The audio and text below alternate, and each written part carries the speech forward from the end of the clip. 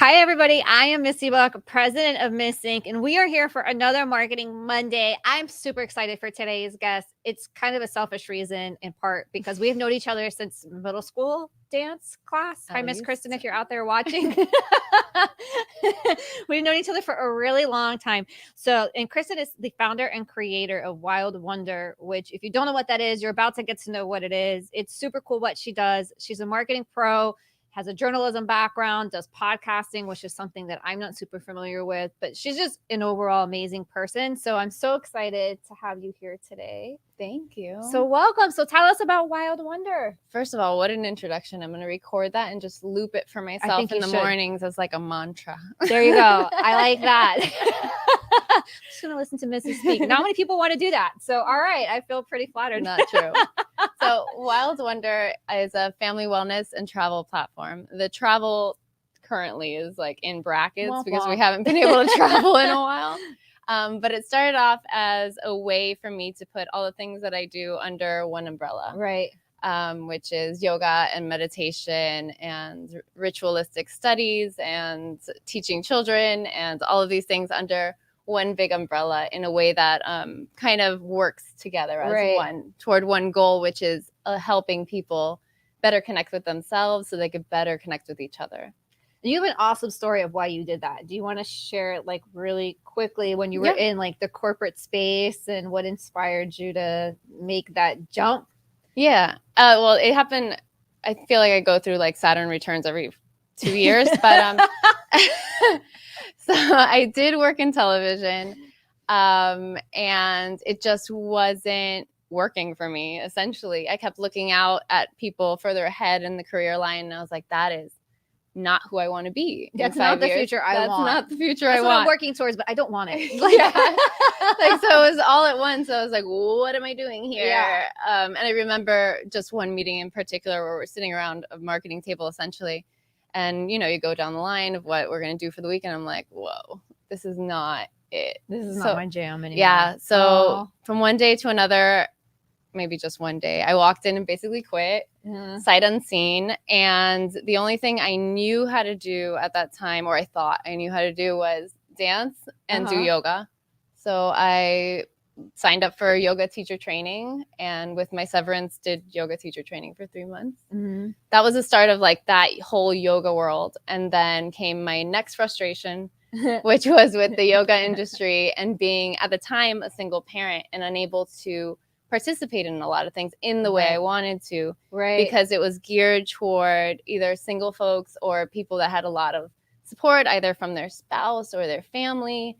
And I wanted to share this with my child. I wanted to be able to go to these workshops or go to these trainings in Costa Rica or wherever and bring her along. Right. So I started to do that, but it's not the same as being able to do that, and it's geared towards you. Right, like a family yoga retreat. In other words. Exactly. So she would be in training with me, but I would have a child off to the side while I'm training, which is a little stressful. You can't really like dive deep into your thing. Yeah, I was going to say, how do you really, when you're kind of like this, watching your kid? Yeah, or teaching and having a child. That was the second part of it. I wanted anybody to be able to participate in trainings that they really wanted to do, because they should. Mm-hmm. And maybe, parents need it the most. Single moms need it the mostest, The mostest. The mostest they need it. Yeah. So that's what I wanted to do. And then the pandemic hit and we weren't able to travel. So essentially I started a travel wellness program in 2019, and then the pandemic shut it all down. Yeah. But I love the pivots that you make. And I love that you always believe in yourself and you always step into, what feels right to you, because I think we've had this discussion before. This is a little off topic with marketing, but I think this is like an important part to her story, because, and for maybe somebody out there who's listening, where you sort of just you don't feel aligned with what it is. And even when you take that next step, we're kind of always pivoting, right? Mm-hmm. To find things that we're aligned with. And I think the fact that you continue to give yourself permission for that is so amazing to me. And I really admire that about you. I don't want to say it's like I'm always like, let's go pivot to the next thing. There's a lot of like dark times where I'm like, it's not gonna work. Yeah. Yeah, of course. But over the years, because of like outside influence or because of my own character, I've had to pivot so many times. I think I've had the practice to be like, okay, let's see what this looks like if I let go a little bit, step back a little bit, and see what this Yes. could look like if it were different. I love that. And so I think we can tie that into our lives as individuals, but also our lives in business and in marketing. Because a lot of times we have this idea of deadlines and goals, and we want to force this and force that. And we get so wrapped up in that. And the second that you actually and truly let go, like even like emotionally, right? Like you practice that non-attachment and like all these things, that's when the magic really starts to happen. And I have learned that over and over and over again, and I will probably continue to learn it. But it's a thing, right? Yes. Like that non-attachment. So people, I think, when you get so wrapped up in your marketing and your business, and you're building your brand, and you're like, but this has to happen this way, and you're trying to force everything. You're really, and if you're thinking about it energetically, speaking with the Wild World Wonder, you're like in resistance to it, aren't you? Like instead of, so what you're talking about is just kind of letting go and trusting with anything, being able to not be so attached to the idea. I think a lot of us have been raised in a culture where we identify so strongly with what we do, right? That to even question, like, oh, maybe, like, for instance, if we use yoga, like I am a yoga teacher. If I wasn't able to say, like, okay, I'm a yoga teacher and maybe something else, or maybe I'm a yoga teacher or something else. Right. Maybe I'm not a yoga teacher anymore. Maybe we're like completely leaving that behind. Right. But when we become so invested personally in whatever we're either doing or creating, then it doesn't leave much room for magic, you know, for what can be. I love that. I love that so much, that idea of the magic. So one of the things that we were going to actually talk about a little bit today, speaking of magic, is the magic of collaboration. So you have a podcast, you bring on these stellar guests all the time. And I know you'll be like, Misty, oh my gosh, you're not going to believe it. I was doing this and so connected with me, and now they're going to be on my podcast. I'm like, what?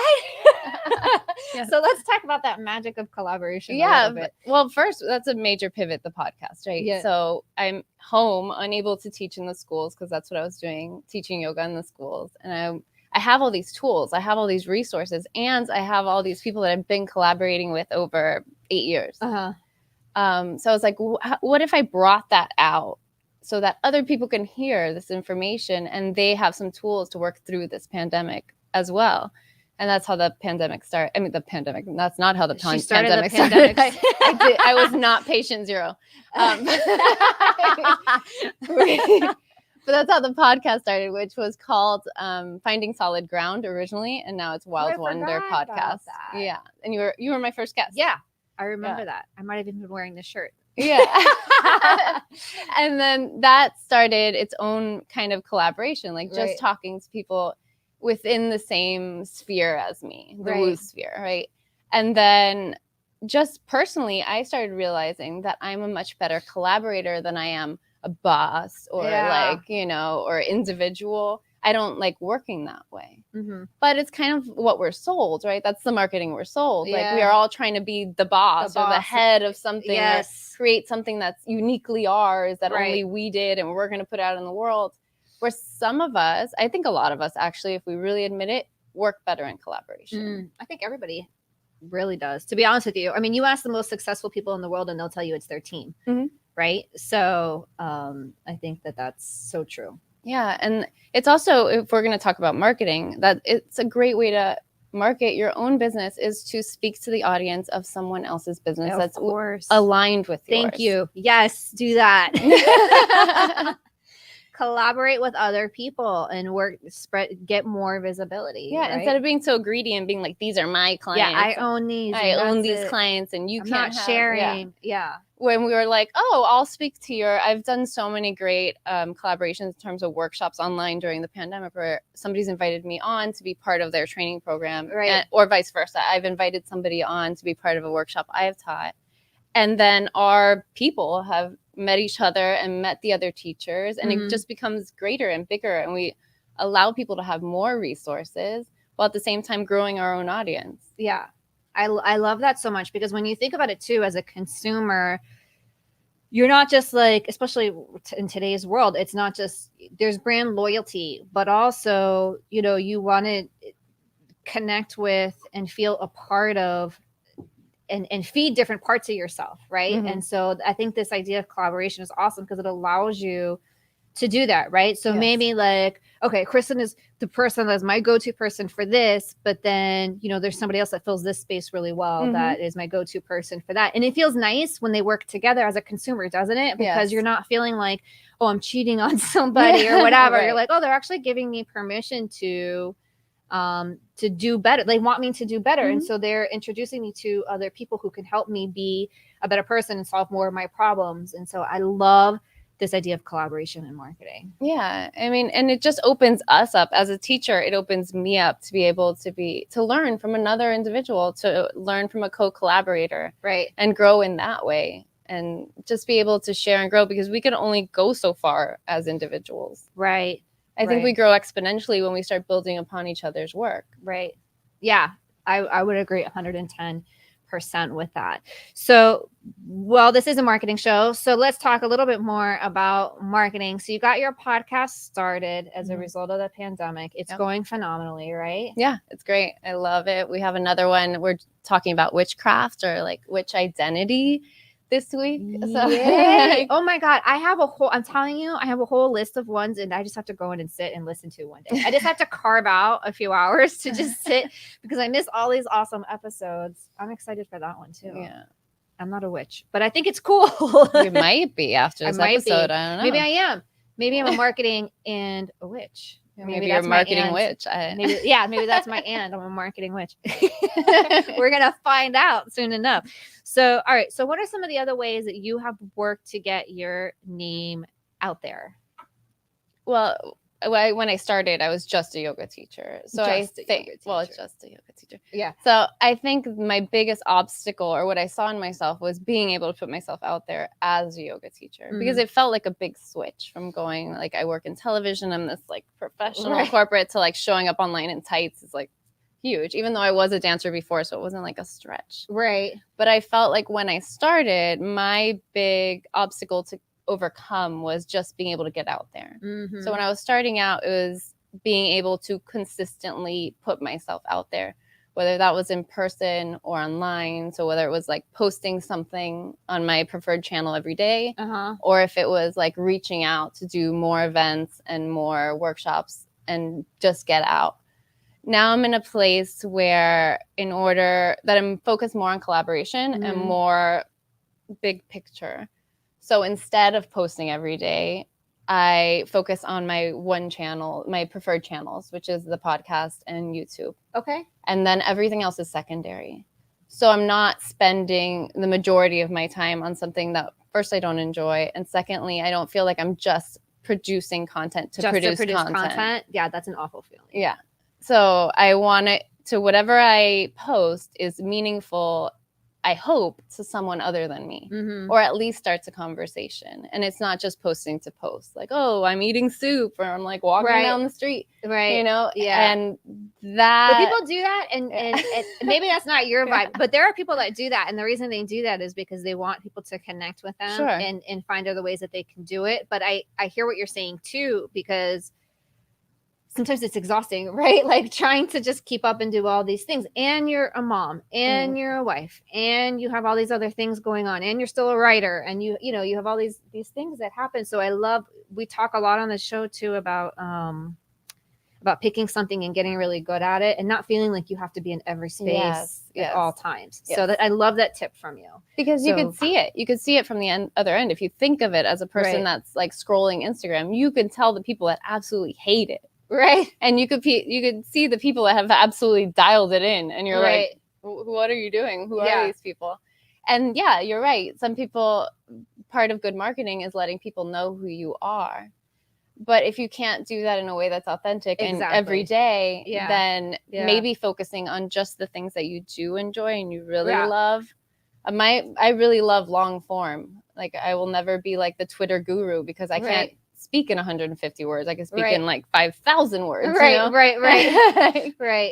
So But you're finding your audience through that. Like, you're finding people who want that long form content. And I think that's the other good point here, is that you're finding your tribe by being authentic. Yeah. And through trial and error, because if you've been doing this for almost a decade, as long as you've been consistently trying new things and seeing where you fit and what you like and what you don't like and what works and doesn't work, then this is what I like and this is what people respond to, versus just trying to find some template that says, oh, if you do X, Y, and Z, you're going to get 5 billion followers and sell I don't know what. But, it's a matter of getting out there too, because I think also people tend to focus too much on social media, and then they're posting every day and they're forgetting about their work or what they're supposed to be doing. Yes. Or like what the intention for posting is. Right. Because, okay, you have 5 million followers now. Now what? What are you doing with those? Right. Do you have enough work to give them to like? Right. Like, do you have a product? To give them a system? Something for them to purchase. Exactly. Yeah. I mean, if you're an influencer, that's one thing, right? Because then you're influencing you have your affiliate, or you're an affiliate, like you have your links and this and that. But when you're a single proprietor and you're trying to get people to come to your retreats, for example, right? Like, you need your content to match up to that. And really, the buzzword these days is, I'm drawing a blank on it now. It'll come to me. But basically, like, you want to own your space so that people know your voice, and you're really thought leader. Thank you, Misty Brain. That's what I meant to say. So you're trying to develop yourself as a thought leader, right? And maybe with an audience of 200, you're able to do that, right? Maybe your business is marketing very effectively to those 200 people, and you have a consistent conversation. So it doesn't matter that you don't have the 5,000 people, because those 200 people are your people, and they're there for your content. Quality over quantity, in other words, you're saying. Yes, I would agree with you there. I really love that. So, all right. So there was a point here that we talked about a little bit before pre-show about how sometimes your audience doesn't even know what they want. Yes. So can you talk about that a little bit? Like, how do we solve that? Like, what happens when you have this audience, this really niche audience, you've built it up, quality over quantity, but they don't really know what they want? Or even, like, I first noticed that when I started teaching private yoga. Because in my very Pollyanna mind, I thought I was going to walk into somebody's house and they were going to tell me exactly what was wrong and what they needed, and I could come up with a system from A to Z to make that happen.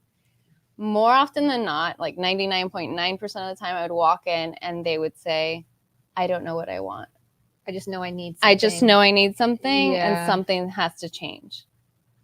Oh my God. Okay. But I love that honesty, because how many of us actually really feel that way? So as a coach and consultant and someone who has my own coaches, there's plenty of times I get on a phone call with somebody, or I'm the one that's being coached, and I'm like, I really don't know. I just know, like, there's something going on here, and you're sort of, I need to pull this out. I need to resolve whatever this energy is. Yeah. And it's kind of chaotic. So you have to be open and brave enough as the coach or the teacher, whoever, to hold that container for them and be like, okay, we're going to discover that together. Yeah. And I think that's the same in business or in marketing. We can kind of step back a little bit and see, like, well, what is it that my customers want? Do they even know? Because when I started teaching and started marketing my own services online, I would take their advice. I would send out these forums or these, like, Google forums and be like, okay, with my list of 10 questions, like every good marketer does. Yeah. And I'd get them back and they would tell me exactly what they need. And then I would create these products and no one would buy them. And I was like, well, there's something's happening here. Right.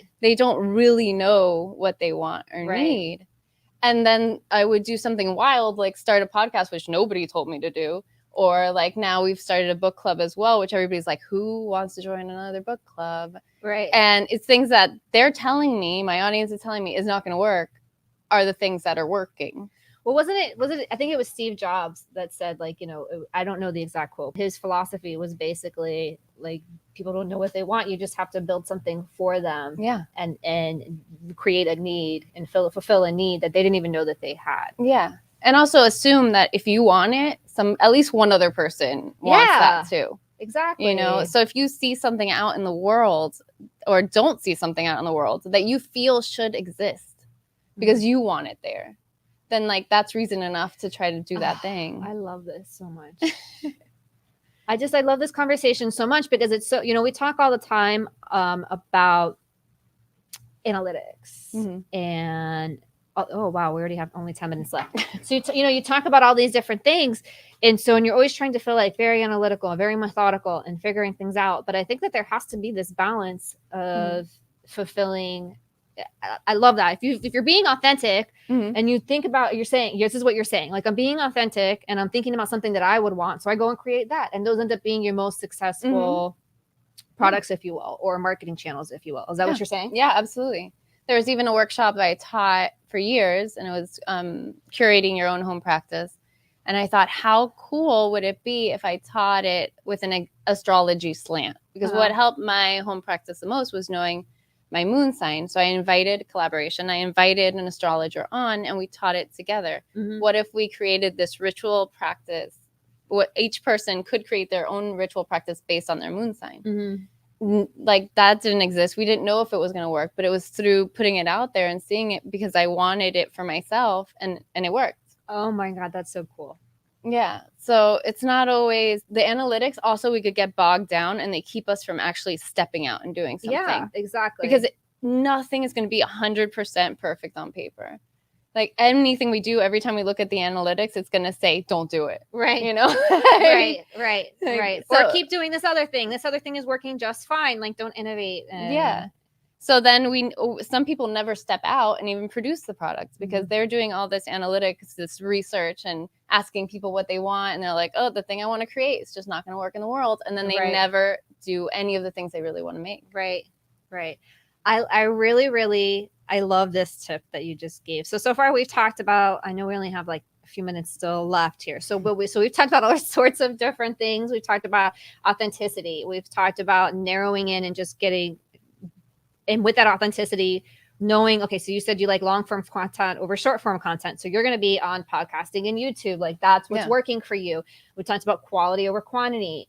We've talked about, so many different things already. So as we start to wrap up some of the ideas today, we talked about collaboration. That was another really huge one. So let's circle back to that. So if somebody's watching this and they're really inspired and I want to create some content, and like you're saying, the yoga with the astrology twist, I want to do that. But to do that, I know I need to collaborate. What is some advice that you would give them in terms of finding those collaborators?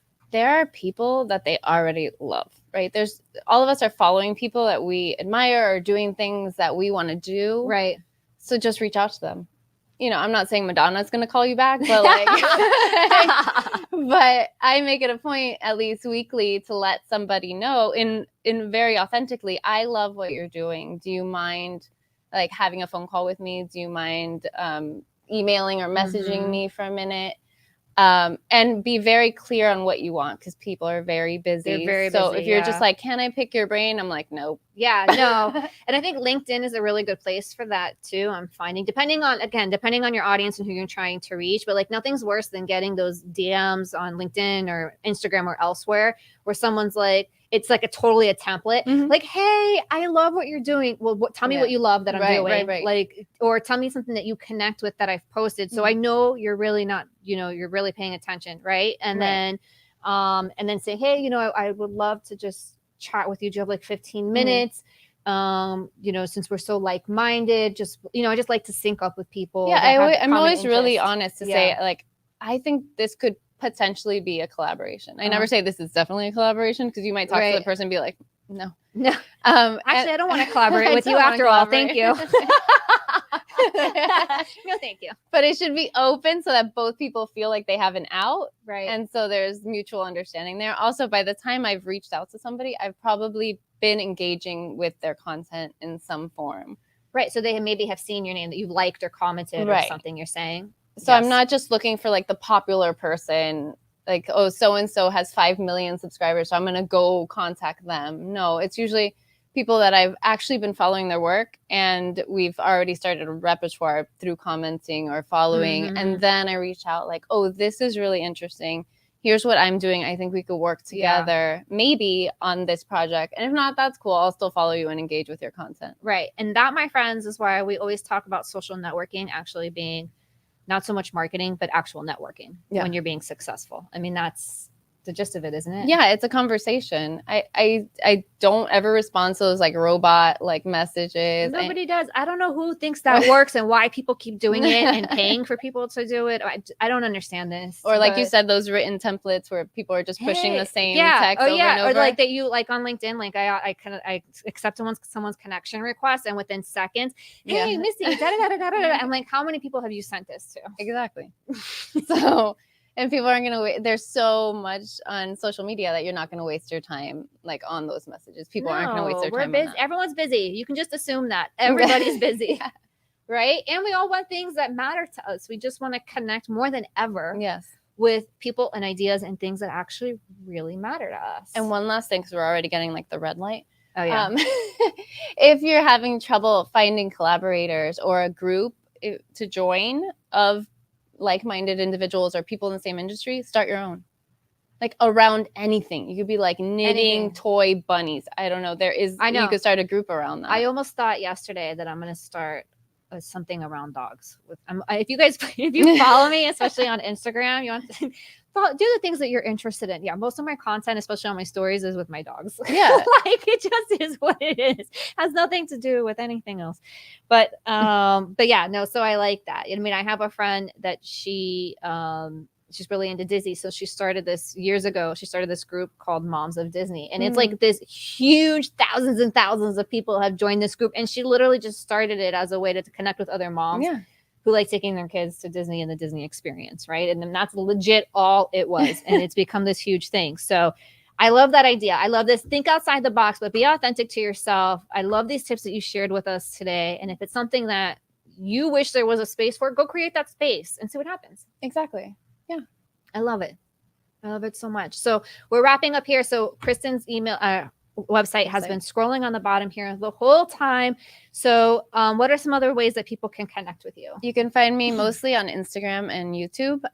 Same words. We are Wild Wonder. And we have the podcast, of course, everywhere you get your podcasts, which is Wild Wonder Podcast. And we just started a book club. So if you'd like to join us, we're getting spooky with the lost manuscripts of Dracula. Oh my God. Sounds so cool. I wish I had more time to do more things, especially your things, because you do all the cool things. Like I said, I have all these podcasts stacked up that I have to go and listen to. I don't know. I got to go on a road trip or something just so I can listen. Drive around the block. Yeah, I'm just going to start driving around just so I can get caught up on my podcast. So I don't know if anybody feels that way. All right. Well, thank you so much for being here. We would love to have you back in the new year and maybe share some more tips and things that you are creating and how things are going. Are we still in retrograde? Yeah, we're still in retrograde. Oh, yeah. So for those of you that know what that means, you know what that means, right? But we should be hopefully coming out of it. If you know, you know. We should be coming out of that soon, I hope. All right, so we will be back next week with another Marketing Monday. I want to thank Kristen again for being here. Thank you so much. I appreciate your time. I know you're a busy lady. You have your little ballerina superstar at home. She's raising a superstar for those who didn't know. Now you do. And I guess that's it. All right. So we will see you guys next week. Thank you again for being here. As always, if you want to be a guest, you have any questions, topic suggestions, feel free to send them my way. You can find me also all over social media. And we'll see you guys next week. Have a good week. Thank you for being here. Have a good week. And we'll see you guys next time.